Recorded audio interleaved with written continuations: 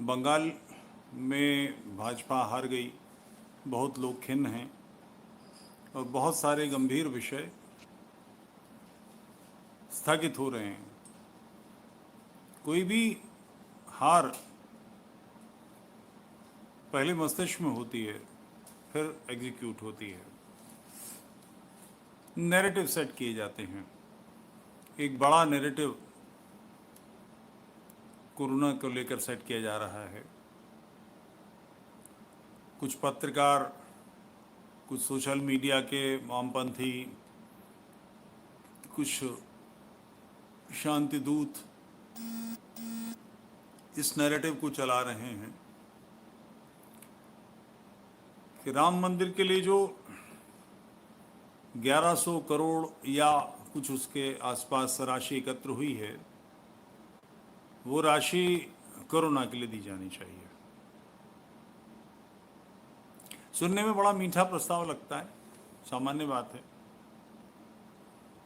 अब इसमें एक गंभीर विषय ये है कि जिस निमित्त कोई राशि ली गई है, उससे इतर किसी काम में इस्तेमाल करना गबन करना है।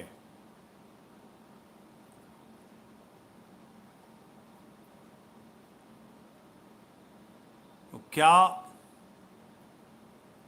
इस कार्य के लिए जो राशि ली गई है समाज ने दी है?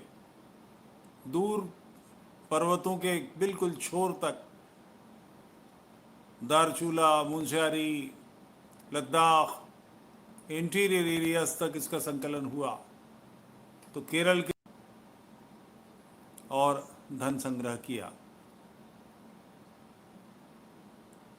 लाखों लोग इस कार्य में लगे। जिन्होंने जिस अपेक्षा से दिया, गरीब महिलाएं, उनके पास जो था उन्होंने भगवान राम के मंदिर में लगेगा दे दिया। तो क्या उसको ऐसे इस्तेमाल करना चाहिए? ये गबन है। और ऐसे प्रस्ताव रखने वालों से मैं पूछता हूं कि आपको ये कहने का अधिकार किसने दिया है? आपने स्वयं क्या किया इस कार्य में? राम मंदिर में आपने नहीं दिया, कोई बात नहीं, मत दीजिए, वो आपके देने की आवश्यकता भी नहीं है। आपका धन उसमें जाएगा तो ये पाप का धन है, दुष्टों का धन है, नहीं चाहिए। मगर कोविड से लड़ने के लिए आपने क्या दिया? ये जो मीडिया के महारथी बैठकर सिखा रहे हैं कि कोविड से लड़ने के लिए राम मंदिर का संकलन का धन जाना चाहिए, तुमने क्या दिया? तुम्हें जो तनख्वाह मिलती है इसका चौथाई, आधा, पौना कुछ निकाला? अभी मध्य प्रदेश के एक सोशल मीडिया के और दक्षिणपंथी हैं, घाटी दक्षिणपंथी हैं, उन्होंने एक पोस्ट लिखी जिस पर मुझे बहुत खराब लगा। उन्होंने ये कहा कि अच्छा, यहाँ ये बात स्पष्ट करना ज़रूरी है कि अब कोई ऑस्ट्रेलियाई खिलाड़ी और कोई ब्रिटिश खिलाड़ी और कोई पाकिस्तानी खिलाड़ी नहीं बचा, क्योंकि अब टेस्ट मैच होते ही नहीं। अब तो कुछ टीमें बन गई हैं, उसमें कई लोग हैं, कुछ भारत के होंगे तो कुछ साउथ अफ्रीका के होंगे तो कुछ पाकिस्तान छोड़ के हर जगह के खिलाड़ी हैं, और वो टीमें खेलती हैं। और उसमें सबसे बड़ा जो जिसका चंक है, जिसका वर्चस्व है, वो भारत है। तो वो ऑस्ट्रेलियाई खिलाड़ी मूलतः भारत का खिलाड़ी है, यहाँ की टीम का खिलाड़ी है, उसका जन्म ऑस्ट्रेलिया में हुआ है, और उसने कोई $50,000 या $5,000 या कितना कोविड के लिए दिया। तो उन्होंने, हमारे जो मध्य प्रदेश के एक सज्जन हैं, उन्होंने, और मेरे अच्छे मित्र हैं, उन्होंने लिखा कि भारत। तो मैंने उनकी वॉल पर ये प्रश्न पूछा कि आपको प्रभु किसने अधिकार दिया ये इन्हें डुबोने का और डूब मरने की बात कहने का? और मैं आपसे पूछना चाहूंगा कि आपने आज तक के सोशल मीडिया के जीवन में, इतने सालों में, कभी राष्ट्र के लिए व्यक्तिगत रूप से क्या किया लिखने के अलावा? सारी दुनिया पर उंगली उठाएंगे, तुमने ये नहीं किया, उसने ये नहीं किया, वो यूं खराब, वो यूं खराब। आप कैसे अच्छे हैं बताएं? तो उस पर ढेरों लोगों के कमेंट आ गए। अब वो उनके बस का कुछ था ही नहीं। तो उन्होंने कहा कि मैंने जो कुछ किया मैं उसका सार्वजनिक प्रकटन ठीक नहीं समझता।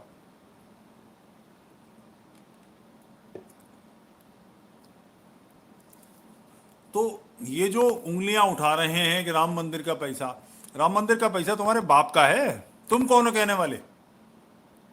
तुमने खुद क्या दिया कोविड के लिए बताओ? प्रधानमंत्री कोष में स्थानीय चिकित्सालय में ऑक्सीजन की कमी है, तुमने ऑक्सीजन सिलेंडर खरीद के दिए, भरवा के दिए? 4 लोगों के लिए कोई व्यवस्था की? कहीं कुछ? सारी दुनिया को समझाओगे ये तुम करो, ये तुम करो, ये तुम करो। और क्या तुम्हारे दिमाग में कभी आया कि भारत के हर प्रमुख शहर में, सारे हिल स्टेशंस पर क्रिश्चियन मिशन के स्कूल हैं? सेंट फलाने, सेंट ढिमाके, सेंट कोलंबस, सेंट स्टीफन्स वगैरह वगैरह वगैरह चर्च के ढेरों स्कूल हैं। ये लाखों करोड़ रुपए का व्यापार करते हैं। छोटा मोटी राशि नहीं है, बहुत बड़ी राशि आती है। इनसे क्यों नहीं कहते? पोप भारत में आता है, कल्पना करें, और एयरपोर्ट पर उतरता है। उतरते ही पहला काम वो उस भूमि को चूमेगा और उसके बाद प्रेस कॉन्फ्रेंस में घोषणा करता है कि मैं भारत के राष्ट्र के लिए, कोविड से लड़ने के लिए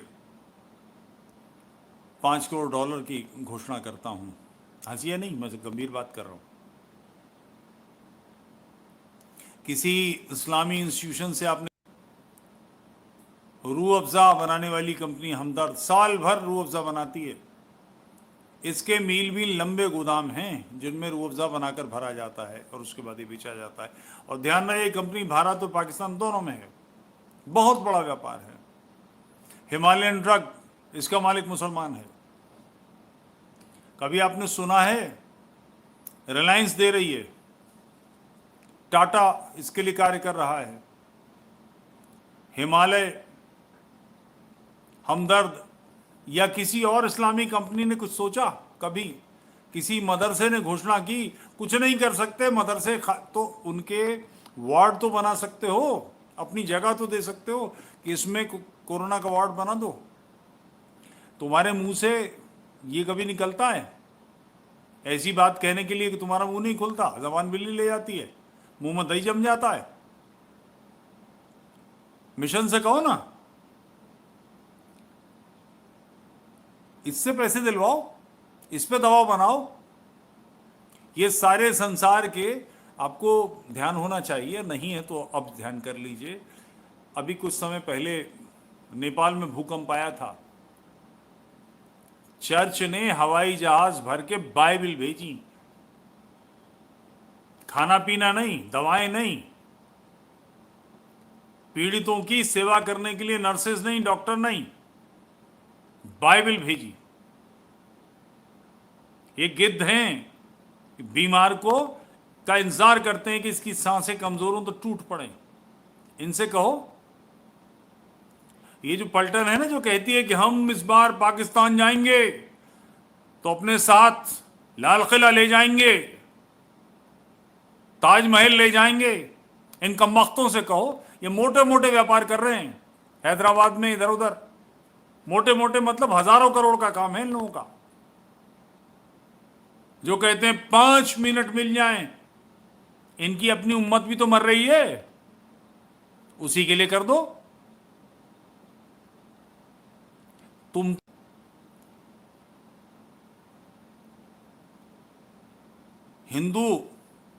हिंदू संगठन गरीब लोग हैं जिन पर डंडा फटकार लोगे? राष्ट्र का हिस्सा ईसाई भी तो हैं। सर्वाधिक अधिकार इस राष्ट्र में अल्पसंख्यकों को हैं। दोहरे अधिकार हैं। एक अधिकार सामान्य नागरिक होने के नाते, जो मेरा है वो उनका भी है। दूसरा, उनको स्पेशल अधिकार हैं अल्पसंख्यक होने के नाते। जैसे मैं कोई भी संस्थान खोलूंगा तो मुझे टैक्स देना पड़ेगा, अल्पसंख्यकों को छूट है। वो यूनिवर्सिटी खोल सकते हैं, वो मेडिकल कॉलेज खोल सकते हैं। मैंने स्वयं देवबंद में एक छोटी सी दुकानिया में 3 मेडिकल कॉलेज चलते देखे हैं, जिनका काम यही था बस लोग आए, वो पैसा लें और उसके बाद उनको भर्ती दिखा दें और उनके सर्टिफिकेट इशू कर दें। ये बात भी है कि 25-30 साल पहले की, अब नहीं पता क्या स्थिति है। अल्पसंख्यकों को अपने संस्थान खोलने का अधिकार है, उनको कई छूटें हैं इसमें, हमारे पास नहीं है। दोहरे अधिकार हैं उनसे, तो वो आधा तो करें। विश्व हिंदू परिषद के पैसे पर दांव है तुम्हारा।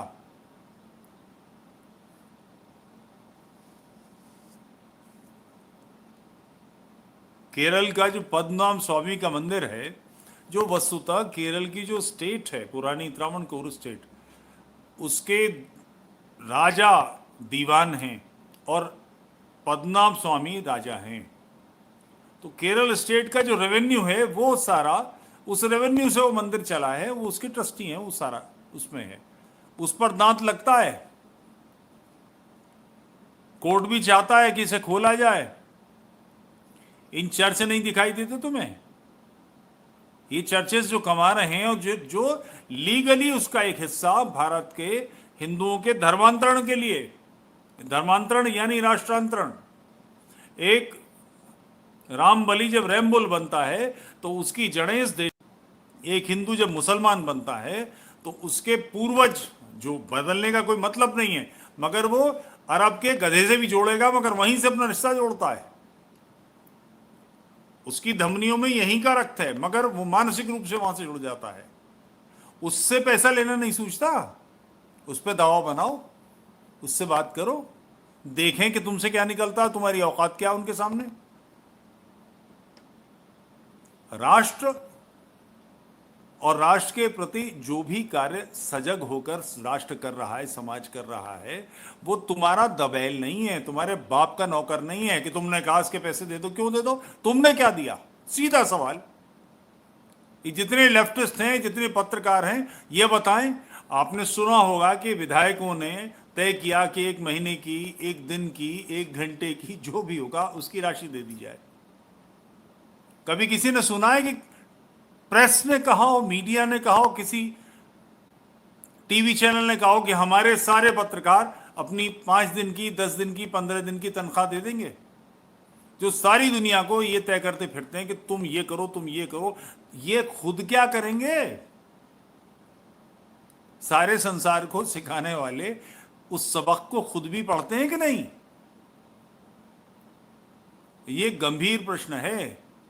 आपको हमसे कहने का कोई अधिकार नहीं है, क्योंकि जिस कसौटी पर आप हमें कसना चाहते हैं उस कसौटी पर आप खरे नहीं हैं। आप बहुत ही घटिया, छिछोरे, नालायक साबित होते हैं। इसलिए आप हमको तय करने का, हमारा कद नापने वाला फुटा, पहले उससे अपने आप को नापिए, उसके बाद हमें नापिएगा। ये गंभीर प्रश्न है। इस तरह के किसी भी बेहुदा नैरेटिव के पक्ष में कोई भी बोलता है तो उससे सीधे पूछिए कि तूने क्या करा। इतनी छोटी सी बात, क्योंकि राष्ट्र के जितने, किसी भी गलत बात को गलत कहना, सही के पक्ष में खड़े होना, और कोई गलत बात पर जिद करता है तो उसको धकेल देना, ये बहुत आवश्यक है। मौन से काम नहीं बनता।